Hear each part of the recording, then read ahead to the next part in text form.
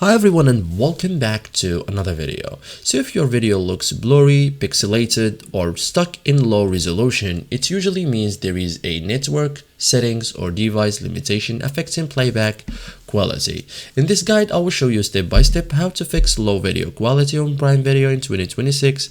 Simple and effective, okay? So you have to know that video quality depends mostly on internet speed, also affected by app settings and device capability, okay? And it's often easy to improve. So focus on speed settings and device. So by that, start with your internet speed, like run a speed test, okay? Recommended speeds are 5 and 15 to 25, okay? So 5 megabytes for or per second for HD, 15 to 25 megabyte per second for 4K. So low speed means low quality, okay? Increase streaming quality settings, like open Prime Video settings, go to streaming quality, okay, and select best, okay, and this enables highest resolution, okay? So you can also restart your router, turn off your router for 30 to 60 seconds